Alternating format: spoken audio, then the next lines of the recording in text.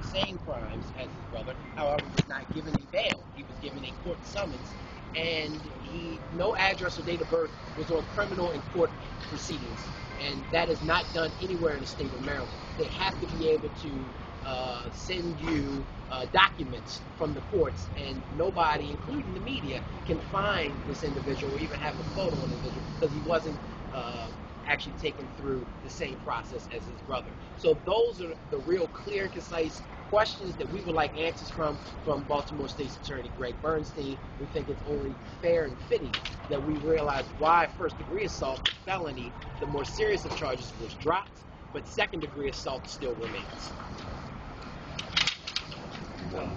They're saying that on a legal basis, there's factually things don't fit the first-degree assault and second-degree assault more appropriate.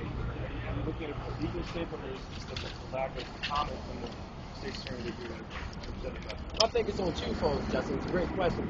One is public perception. Is, okay, why exactly is this going to happen? Obviously, this almost led to race riots in Clark Heights. Some of these people right here had to calm down weeks ago when they were first charged. The second thing is first-degree assault, and it's being defined as the causing or intent to cause serious physical injury. When you look at the charging documents, it was obvious that physical injury was caused. The young man, a young 15-year-old African-American boy, had a broken wrist, lacerations to his head because of the radio. If that's not first-degree assault, then I really don't know what is. And at the end of the day, we see this being charged to other people and other defendants in this city time and time again without dropping the first degree. Do you feel that this case is being handled any differently than other cases in the city, and why?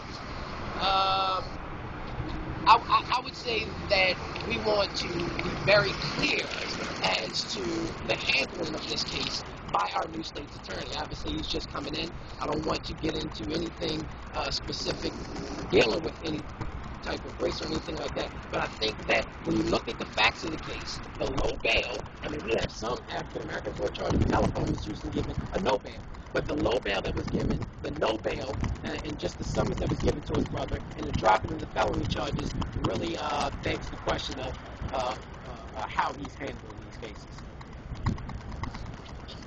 Why is it so important that he comments on the issue of the no comment? Why is it important that he explains that? Because basically the people, especially the African-American community, who were up in arms about this, and a young African-American being attacked in Northwestern, that goes to this Northwestern High School, they want to know exactly, no comment is not going to suffice for them. They want to know exactly why. And Mr. Bernstein still works for the citizens of this city. And so he has to explain to his bosses, which are the constituents, especially the African-American community, who are still the dominant electorate in the city.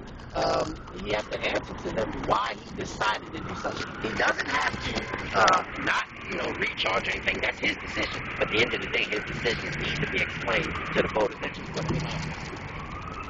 I mean, I think it is also a perception within the African-American community. Is this justice? And I think that if you can just tell us the perception and clear it up for everyone, we're fine. We're pretty smart people. The African-American community, we're real bright people. So if you can just give us, instead of just giving us the perception and just tell us what we need to know, then I think that a lot of this could probably end at the moment. But there is a very, very, very, very volatile situation that's going on, not only in the Northwest community, but throughout the community of how this is being handled. And so we're just asking the question, the legal question, because we're not attorneys. And we would like to know, because the perception is very dangerous at this particular time. Do you feel that the perception and the people just things are going to boil over? Is that what you're concerned about? I think the perception is from the African American community that all of us represent, and all of us not only just represent, but we live in. We clearly live in. The perception is that this is not being handled in the way that it would normally be handled if this was the case between an African American immigrant person. But if you have a different state's attorney now, and he's trying to set up things in a different way, supposedly. I mean, this may be the way he handles all of the cases. I'm just wondering if this is the way he's going to handle all of the cases, then we're in trouble for the next 4 years. I think we got to look at also the statements that the state's attorney made in the information. He talked about a working relationship with the department. He talked about building a better culture between his department and the police department. We're looking for the same thing in the African American community. We want We're looking for a better working relationship and communication. We're just saying that no comment is not acceptable. We're not asking him to get into a dialogue about the case. We just want him to explain to us why he did what he did. And let's start at this point on. Let's continue to communicate. We're just asking him to do the same thing as He's fair and equal. Fair and equal. We promise fair and equal charge with that. This is not fair and equal. It's very helpful in the fact that you can drop the case altogether and they charge the second person. Which I know there's a lot of questions about why haven't I been charged? They got that felony charge, but the case is still going and they charge the second person.